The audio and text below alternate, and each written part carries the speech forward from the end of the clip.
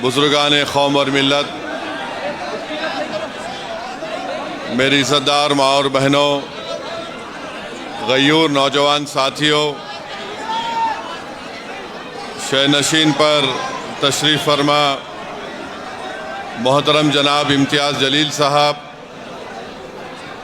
सदर महाराष्ट्र मजलिस इत्तेहादुल मुस्लिमीन, वो साबिक़ा रुकन असम्बली, वो साबिक़ा रुकन पार्लिमान मोहतरम जनाब शोएब जामाई साहब, सदर दिल्ली मजलिस इत्तेहादुल मुस्लिमीन शादाब साहब, हमारी बहन नूरीन फ़ातिमा साहिबा, मुदस्सिर साहब, नवेद साहब, ओखला के सदर रफ़त खां भूरे साहब, शाहिद साहब, जनाब जाबिर साहब जो आम आदमी पार्टी छोड़कर आज मजलिस में शामिल हुए हैं, मोहसिन साहब, सफदर साहब, दानिश साहब, जाहिद उमर साहब, आरिफ साहब, शालम साहब, इरशाद अशरफी साहब,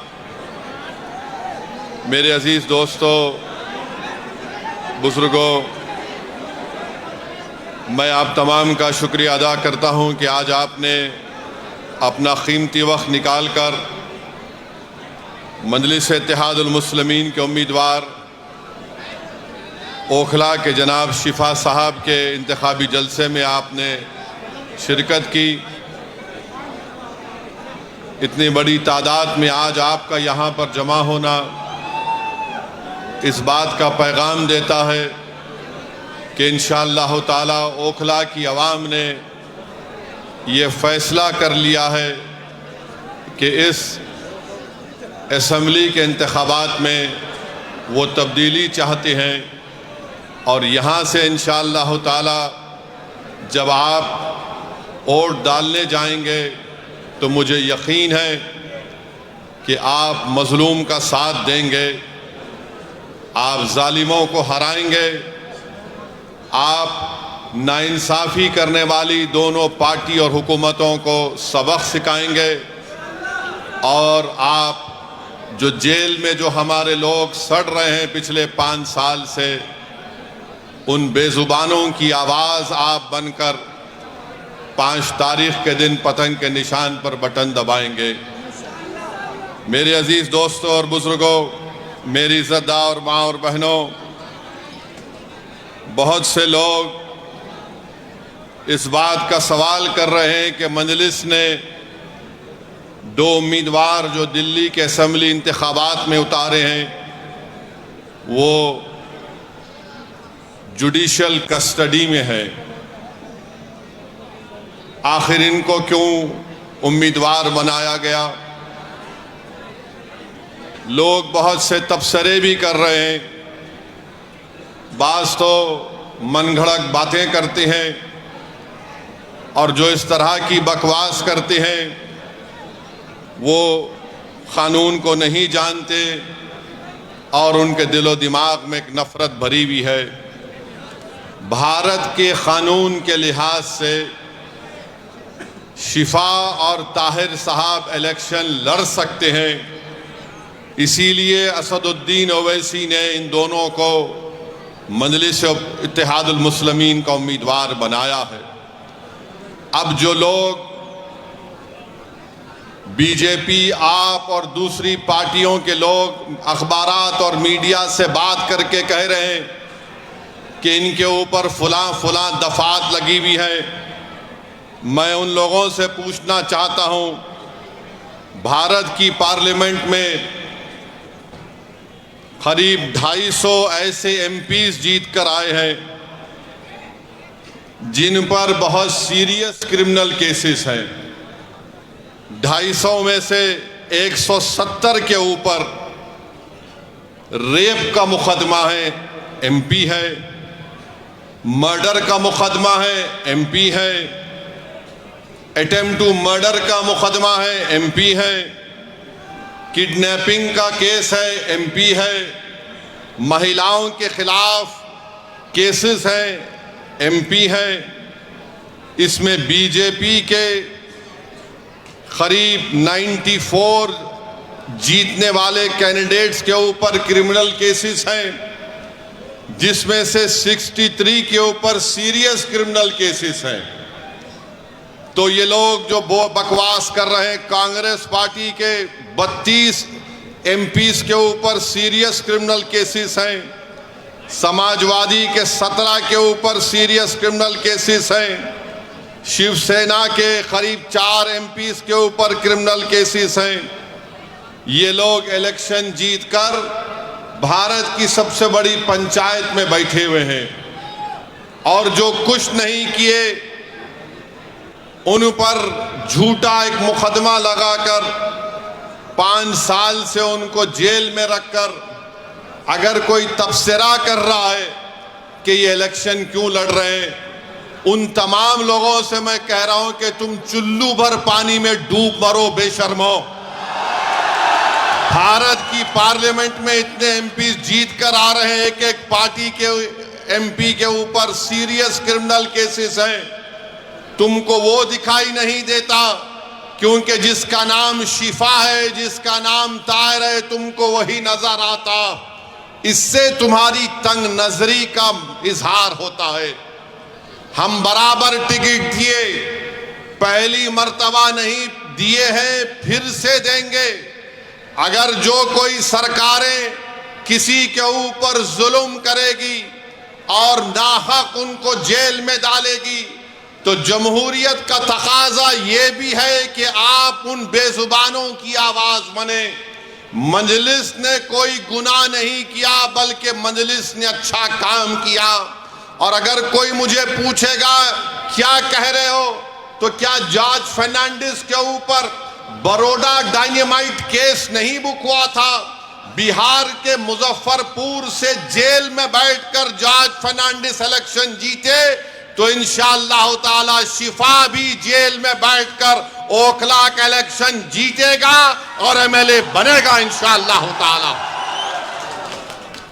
अब आप बताइए कि जो 5 साल से जेल में है, ना कोर्ट में कार्रवाई चलती है, ना मुकदमा खत्म होता है, ना विटनेसेस का एग्जामिनेशन होता है, मगर प्रोसेस एक पनिशमेंट बना दिया गया।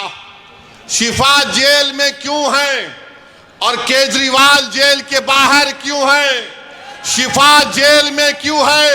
अमानतुल्लाह को बेल क्यों हो गई? सिसोदिया को बेल क्यों हो गई? शिफा को बेल क्यों नहीं होती? जैन को बेल हो जाती है, ताहिर हुसैन को बेल नहीं होती है। बताओ कौन किससे मिला हुआ है? ये आपको 5 तारीख के दिन तय करना। मेरे अजीज दोस्तों और बुजुर्गों, मुख्यमंत्री जेल में था 6 महीने, छोटा रिचार्ज केजरीवाल 6 महीने शराब के केस में जेल में था और आज 6 महीने के बाद निकलकर मुख्यमंत्री बनकर जेल में था और शिफा जेल से इलेक्शन लड़ रहा है। हमारी बहन अवाम के दरमियान में आकर अपने मासूम बच्चे और अपने शौहर के लिए बेबसी का इजहार कर रही है। तो जनता को तय करना है। अगर केजरीवाल इलेक्शन लड़ सकता है और जीतने का दावा कर सकता है, तो ओखला की आवाम में अगर हमीयत है, और अगर ओखला की आवाम में हमीयत है, मुझे यकीन है, अगर आप में हरारत है, अगर आपके दिलों में एक बेदारी है, तो आपको 5 तारीख के दिन एक इनकलाब रकम करना पड़ेगा। इस देश में अगर केजरीवाल को बेल हो सकती है और इलेक्शन लड़ सकता है 6 महीने के बाद, तो शिफा को हम जेल में बिठाकर इलेक्शन जिताएंगे। ये जमहूरियत की कामयाबी होगी। अगर नरेंद्र मोदी के पार्टी में ऐसे 90 एमपी हैं जिन पर क्रिमिनल केसेस हैं, तो मजलिस ने कोई गुनाह नहीं किया, कानून इजाजत देता है। हमने अपने उम्मीदवारों को मैदान में उतारा। जो लोग ये आम आदमी पार्टी के कह रहे हैं नहीं वोट कटेगा, अरे 94 से लेकर 2019 तक यहां से अल्पसंख्यक समाज का उम्मीदवार एमएलए बना। अब तुमको बीजेपी कैसे याद आ गई? तुमको ईडी पकड़ के लेके गई, तुम कौन सी चाय पीकर बेल हासिल करे हमको बताओ। तुमको बेल कैसे मिल जाती है, शिफा को क्यों नहीं मिलती? तुम्हारे आका केजरीवाल को 6 महीने के बाद बेल मिल जाती है, शिफा को क्यों नहीं मिलती? सिसोदिया 16 महीने जेल में बेल मिल गई, जैन जेल में बेल मिल गई। बताओ कहीं तुम कुछ सेटिंग तो नहीं कर लिए? तुम मुझ पर इल्जाम लगाते हो और आज हम मजलिस उम्मीदवार या खड़ा करी तो नहीं बीजेपी जीत जाएगी। अरे ओखला की वोटर लिस्ट केजरीवाल तेरे मुंह पे फेंक कर कह रहा हूं, यहां से सिपाही जीतेगा इंशाअल्लाह ताला। ये डराने का काम मत करो आप आम आदमी पार्टी के लोगों। नहीं बीजेपी आ जाएगी। मुझे मालूम है कि तुम्हारे दिल में एक डर पैदा हो गया है। तुमको नजर आ रहा है तुम्हारी नाकामी जो इंशाअल्लाह हकीकत में तब्दील होगी। लोग बोल रहे हैं और मैंने खुद देखा है, 5 साल पहले भी मैं आपके दरमियान में आया था और आज भी आया हूं। ओखला में कोई डेवलपमेंट, विकास, तरक्की नजर नहीं आती। केजरीवाल मैं तुझको चैलेंज कर रहा हूं, सुबह आ जा इस रोड पर, तू यहां ठहर के बोल। सुबह 9 बजे आ जा केजरीवाल, मैं भी आता हूं। तुमको एक आवाज सुनाई देगी, पानी ले लो, पानी ले लो, पानी ले लो। पहली मंजिल पर कहा जाएगा 25 रुपये, दूसरी मंजिल पर 30 रुपये। अरे मफलर कितना झूठ बोलेगा तू, कितना झूठ बोलेगा। पानी फ्री कर दिया, बिजली फ्री कर दिया, फुला फ्री कर दिया। मोदी जी भी बोल रहे ये फ्री लो, वो फ्री लो। ये क्या इनके अब्बा के अकाउंट से दे रहे हैं? फ्री लो, फ्री लो। ये जनता का पैसा है। मगर ओखला की आवाम तुमको पानी फ्री में मिलने का दावा केजरीवाल और मोदी कर रहे हैं। मेरी मां और बहनों, तुम्हारे अकाउंट में इतने पैसे डालने का वादा कर रहे हैं, मगर 5 तारीख के दिन तुमको याद रखना पड़ेगा कि ना शिफा फ्री है, ना ताहिर फ्री है, ना सैफी फ्री है। से कई लोग फ्री नहीं हैं। ये लोग फ्री नहीं हैं, मगर दावा तो बहुत करते हैं। केजरीवाल पानी नहीं पहुंचा सके यहां पर, हम ऐसा कर देंगे। बड़े बड़े बुलंद बांग दावे करते हैं। आओ केजरीवाल ओखला में, तुमको माउंट एवरेस्ट हम दिखाते हैं जो तुमने यहां पर कचरा एक पहाड़ बनाकर रख दिया। यहां ओखला में आप मेरी बात से अगर मुत्तफिक हैं तो हाथ उठाकर कहिए। अभी नहीं है, बोलने के बाद। 1 गज जमीन की कीमत कितनी है? 3 लाख के ऊपर है ना, 3.5 लाख के करीब है। 3 साढ़े 3 लाख। 100 गज का फ्लैट 60 लाख के ऊपर है। बताओ फिर यहां पर डेवलपमेंट क्यों नहीं हुआ? जब इतनी महंगी जमीन है, इतने महंगे फ्लैट बिकते हैं, तो फिर यहां पर डेवलपमेंट क्यों नहीं हुआ? 10 साल से केजरीवाल मुख्यमंत्री हैं, सब जगह डेवलपमेंट हो रहे हैं। अरे केजरीवाल, जो आज गलियों में मैं पैदल चला, तुम 10 मिनट चलकर दिखाओ। मुझ पर तो आज फूल बरसाए गए, तुम पर चप्पलें बरसाएगी आवाम यहां की। इतने खड्डे यहां पर हैं, इतने खड्डे यहां पर हैं, गंदगी है, ना सफाई का कोई इंतजाम है, और 10 साल से बाजा बजा रहे। याद रखो, ओखला की आवाम, मोदी और केजरीवाल दोनों भाई भाई हैं, एक सिक्के के 2 रुख हैं। इनमें कोई फर्क नहीं है, बिल्कुल कोई फर्क नहीं है। इनकी सोच एक। ये दोनों आरएसएस से निकले हैं। एक आरएसएस की शाखा से निकला, एक आरएसएस के इंस्टीट्यूट से निकला। इन दोनों में कोई फर्क नहीं है। हिंदुत्व की बात दोनों करते हैं। अरे बोलो, तुम्हारी जबान पे कभी नाम आया 5 साल में ताहिर हुसैन का? यही ताहिर हुसैन के मकान के ऊपर मौजूदा मुख्यमंत्री ये बरसर इख्तिदार पार्टी के कई लोग ताहिर हुसैन के घर पर बैठकर कहते थे खाना खिलाओ, और जब ताहिर हुसैन जेल को चला गया तो तुमने उसकी तरफ देखना तो छोड़ो, तुमने उसका नाम तक नहीं लिया। बताओ मैंने कौन सा गुनाह किया, कौन सा गुनाह हमने किया? अगर हम जो लोग आज जेल की चार सलाखों के पीछे, उन दीवारों के पीछे जिनको खामोश और गुमनामी की जिंदगी में डाल दिया गया था, मंजलिस यही चाहती है कि तुम जेल में डालोगे तो हम उनको जनता में लाके खड़ा करेंगे इंशाअल्लाह ताला। उनको अगर बेल नहीं मिलेगी तो वोट के जरिए उनको हम कामयाब करेंगे इंशाअल्लाह ताला। ये अदालत इंडिपेंडेंट है, हम इसकी इज्जत करते हैं, मगर उन सरकारों ने उनको जेल में डाला था।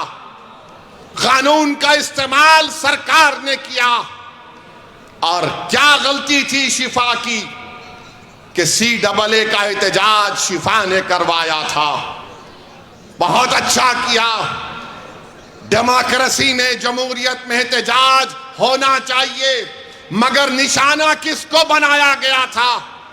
जब शाहीन बाग का यहां एहतजाज जो पूरे मुल्क के लिए एक मशाले राह बन गया था, यही केजरीवाल ने कहा था ये बीजेपी स्पॉन्सर्ड है। ओखला की आवाम, आज आपके पास एक मौका आ रहा है कि जिन्होंने आपके एहतजाज को बीजेपी स्पॉन्सर्ड कहा था, आप अपने वोट के जरिए उनको आपको जवाब देना है। जब कोविड में तबलीगी जमात के मरकज को ताला लगा दिया गया तो सबसे पहले सुपर स्प्रेडर का नाम तबलीगी जमात को देने वाला कौन था? यही केजरीवाल की सरकार थी। यही केजरीवाल की सरकार थी, जो बाद में अल्लाह ने दिखा दिया कि सब झूठ था, मरकज को बंद कर दिया गया। मेरे अजीज दोस्तों और बुजुर्गों, ये ओखला है जहां पर डॉक्टर जाकिर हुसैन ने अपनी आखिरी सांस ली। ये ओखला है जहां पर गांधी आए। ये वो ओखला है जहां पर बड़े बड़े जय्यद उलमाए कराम आए। आज उस ओखला की आवाम को अपनी बेदारी का एक सबूत देना पड़ेगा।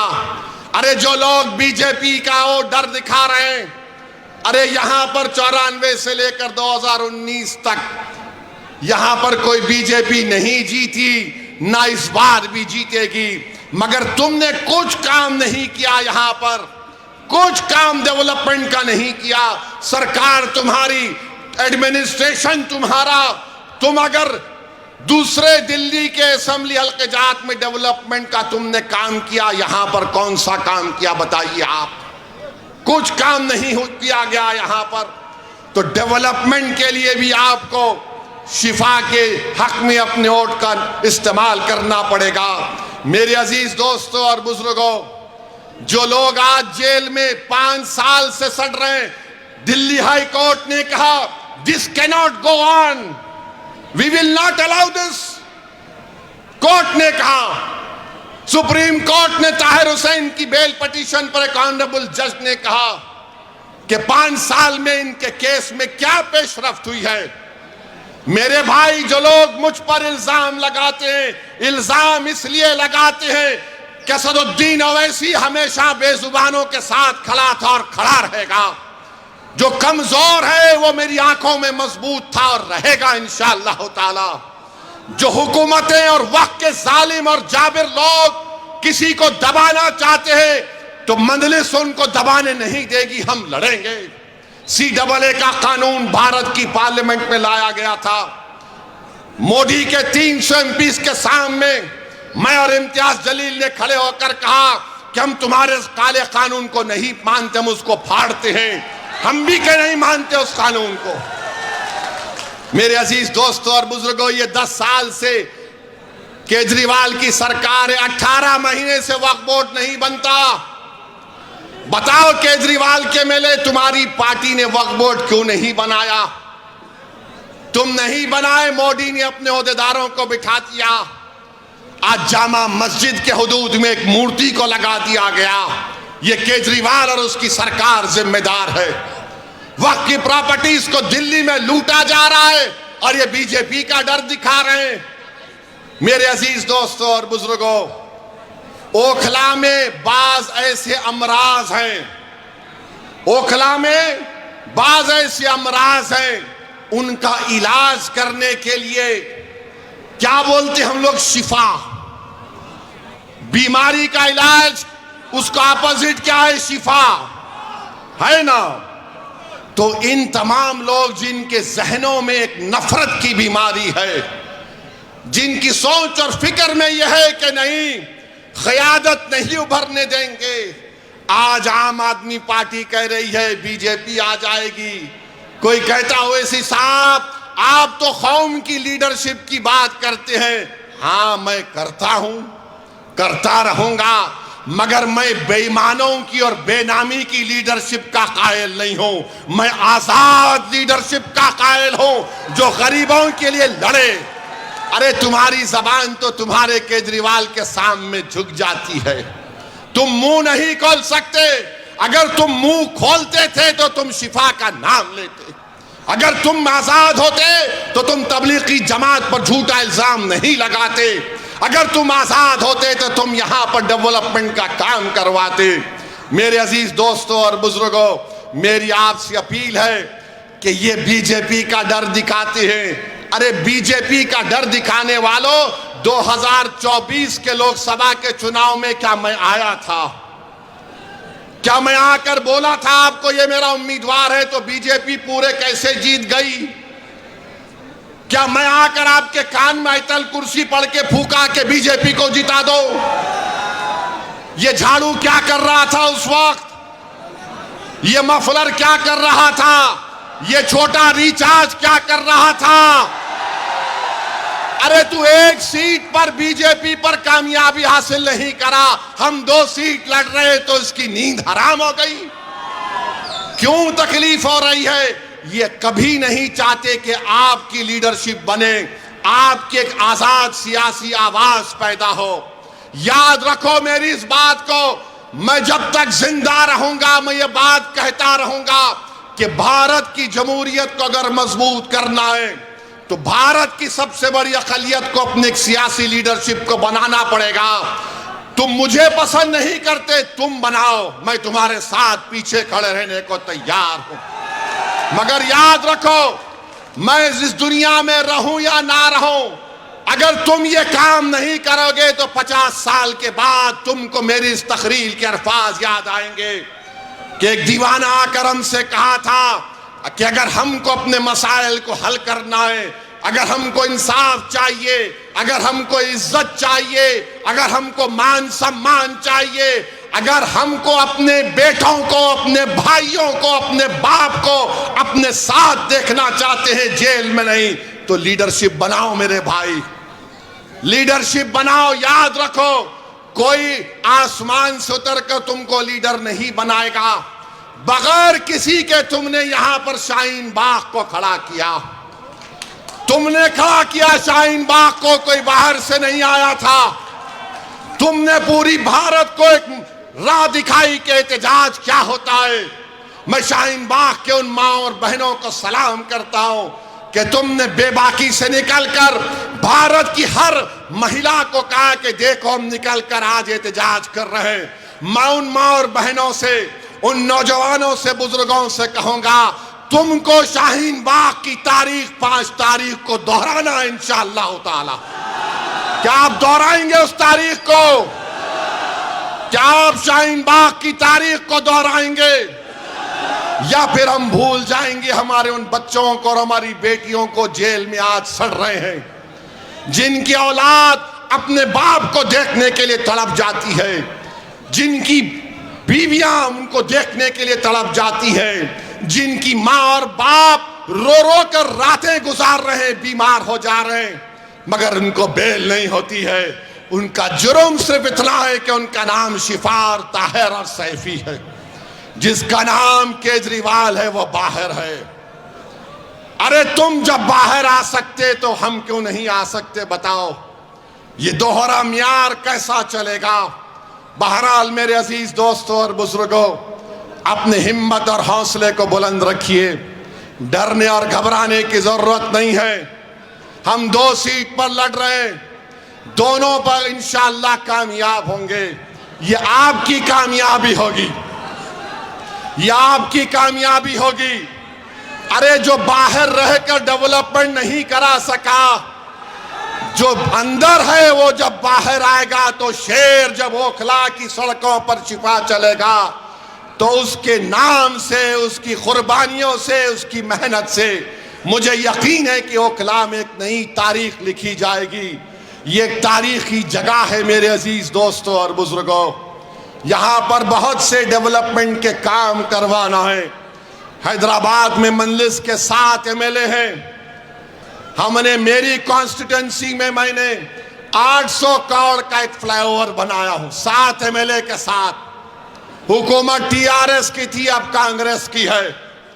चंद्रायन गुट्टा अकबरुद्दीन अवैसी का असेंबली हल्का, वहां पर कांग्रेस की हुकूमत ने 290 करोड़ रुपए का खाली सीवरेज लाइन का काम शुरू हुआ है।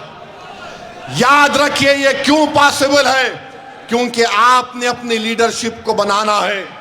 अगर आप अपनी लीडरशिप को बनाएंगे ये आपकी कामयाबी होगी।